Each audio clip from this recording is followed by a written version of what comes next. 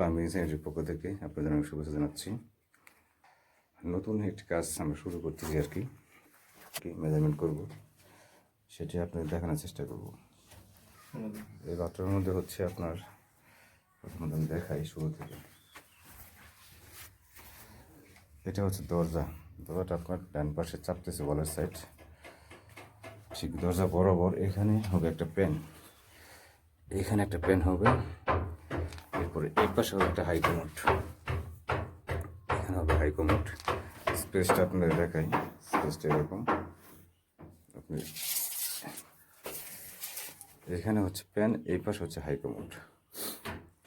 আর এখন পানির যে গ্রুপটা সেটা আমরা কাটবো। এটা দেখুন গ্রুপ আমরা ফ্লোর থেকে নিছি, আমার ফ্লোর হচ্ছে এইটা, এখান থেকে আমি দেখেন প্যানের যে বদনার পয়েন্টটা, সেটা প্যান কিন্তু আমরা উঠাবো 5 ইঞ্চি, আর বদনার পয়েন্টটা আমরা রাখবো 12 ইঞ্চি উপরে, প্যানের ফ্লোর থেকে 12 ইঞ্চি উপরে। আর প্যানের পিছন থেকে দূরত্ব দিব হচ্ছে আমরা বদনার যে পয়েন্টটা সেটা হবে 32 ইঞ্চি, যেটা ঢালাই দেবো আমরা 35, টাইলসে 1 ইঞ্চি যাবে, সেই ক্ষেত্রে 36।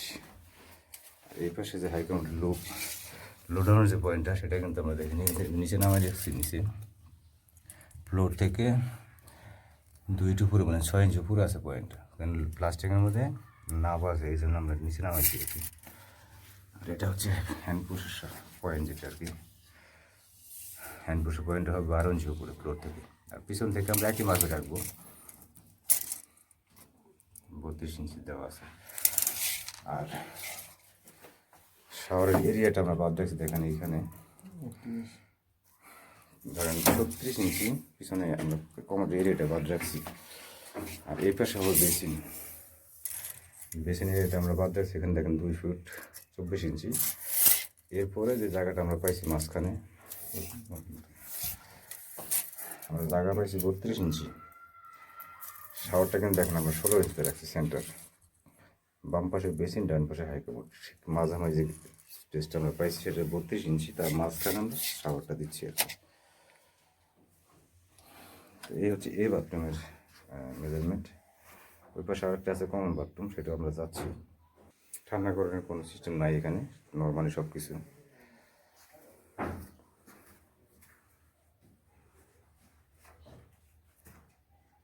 এটা হচ্ছে বাথরুমের পজিশন।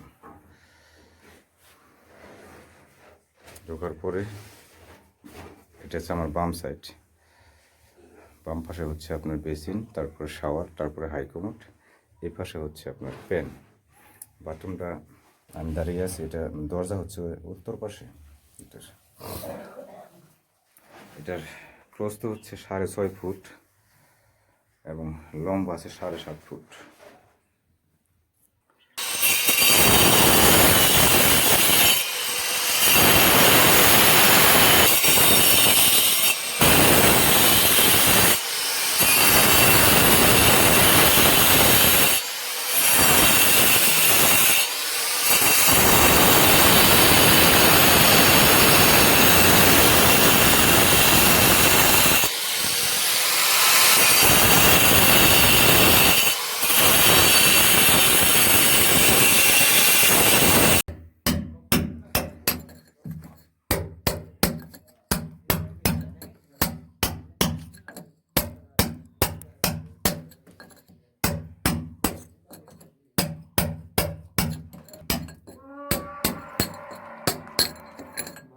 আগুন দিতেছে নাকি?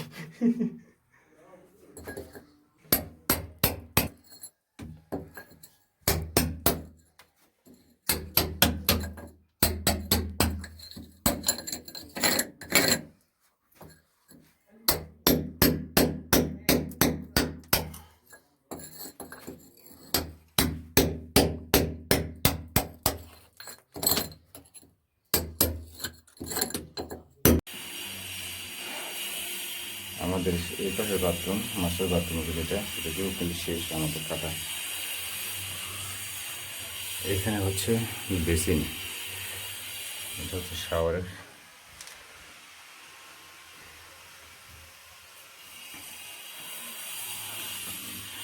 আর এখানে কিন্তু হাইকমোড হবে, এই পাশে হাইকমোড, এটা কিন্তু পুশ শাওয়ারের পয়েন্ট। দেখেন কিন্তু আমি নিচে নামে রাখছি এখানে, মানে আমরা ফ্লোর থেকে 12 ইঞ্চি উপরে রাখবো পয়েন্টটা।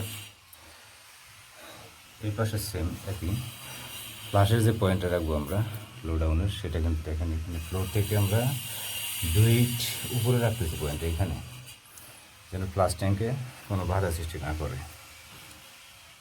প্লাস ওয়াল থেকে কিন্তু এখানে 6 ইঞ্চি সেন্টার দেওয়া আছে দূরত্ব। আমার প্লাস ট্যাঙ্ক হবে এই পর্যন্ত, এখান থেকে 16 ইঞ্চি। প্লাস ট্যাঙ্কগুলো 16 ইঞ্চি হয় বা 16.5 ইঞ্চি হয় জেড প্লাসের ক্ষেত্রে। আর এই পাশে হবে প্যান, যেহেতু এখানে প্যান, এটা হচ্ছে কর্নার পয়েন্ট।